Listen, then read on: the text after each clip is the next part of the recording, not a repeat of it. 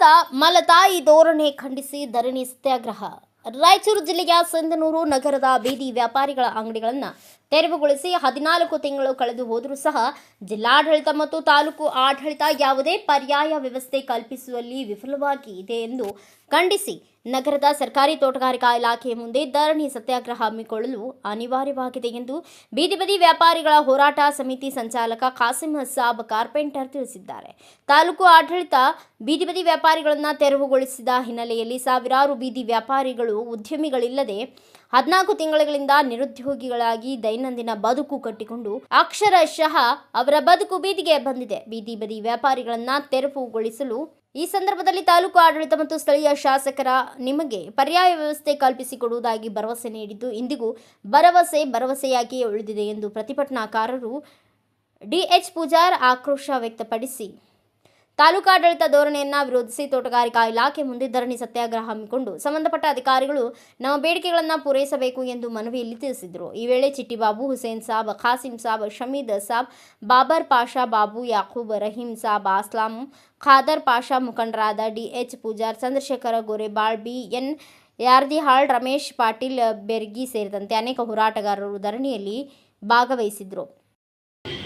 ಮತ್ತು ಸರ್ಕಾರಿ ಅಕ್ಕಿ ಗೋಡನ್ ಅಲ್ಲಿ ಕೂಡ ನಾವು ಸ್ವಚ್ಛ ಮಾಡಿಕೊಳ್ತು ಅಂದ್ರೆ ಅದು ಸುಳ್ಳಾಯ್ತು.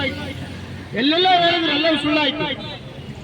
ಹಾಗಾಗಿ ನಾವು ಮುಖ್ಯಮಂತ್ರಿ ಅವರು ಬಂದ ಸಂದರ್ಭದಲ್ಲಿ ಅಂಬಾ ಮಠದ ಒಂದು ದೇವಸ್ಥಾನದ ಶಂಕುಸ್ಥಾಪನೆ ಮಾಡೋ ಸಂದರ್ಭದಲ್ಲಿ ಇಡೀ ನಾವು ಪುಟ್ಟ ಸಣ್ಣ ವ್ಯಾಪಾರಿಸ್ತರ ಹೋರಾಟ ಸಮಿತಿಯಿಂದ ಮುಖ್ಯಮಂತ್ರಿ ನಾವು ಭೇಟಿ ಆಗ್ತೀವಿ, ಮನವಿ ಪತ್ರ ಕೊಡ್ತೀವಿ.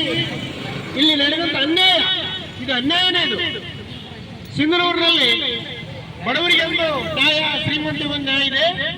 ಹಾಗಾಗಿ ಈ ಒಂದು ಪರಿಸ್ಥಿತಿಯನ್ನ ನಾವು ಮುಖ್ಯಮಂತ್ರಿಗೆ ಹೇಳ್ತು ಅಂತ ಹೇಳಿದಾಗ ಮುಖ್ಯಮಂತ್ರಿಗೆ ಈ ವಿಷಯ ಹೇಳಕ್ ಬಿಡ್ಲಿಲ್ಲ.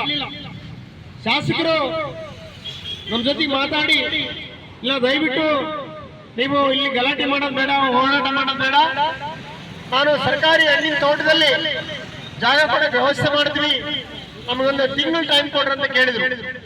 ತಿಂಗಳಾಯ್ತು, 2 ತಿಂಗಳಾಯ್ತು, 3 ತಿಂಗಳಾಯ್ತು, ಈಗಲೂ ಕೂಡ ಜಾಗ ಕೊಡ್ತಾ ಇಲ್ಲ. ಹಾಗಾಗಿ ಸಿಂಧನೂರು ನಾಗರಿಕ ಪ್ರಶ್ನೆ ಮಾಡಬೇಕಾಗಿದೆ. ಇಲ್ಲಿ ಬಡವರಿಗೆ ಒಂದು ಕಾನೂನು, ಶ್ರೀಮಂತರಿಗೆ ಒಂದು ಕಾನೂನು, ಇದು ಸರಿನಾ? ನಾವೆಲ್ಲರೂ ಪ್ರಯತ್ನಪರರು ನಾವು ಕೇಳಬೇಕಾಗಿದೆ.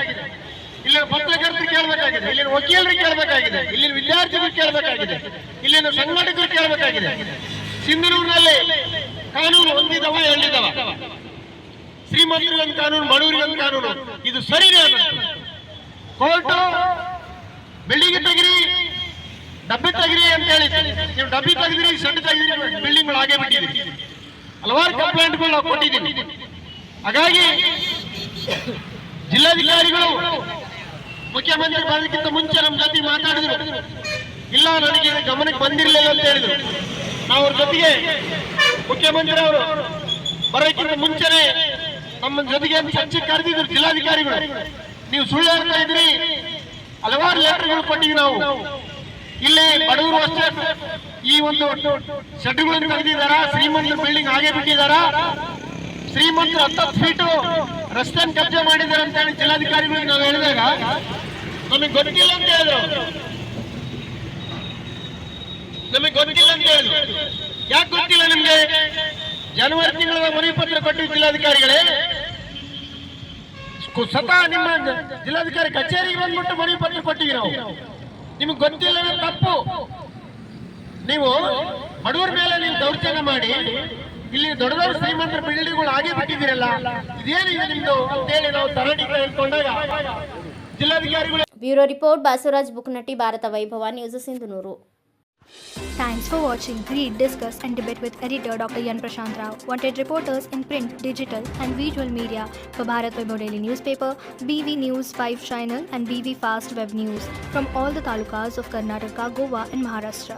If interested, send your resume to 9019229369.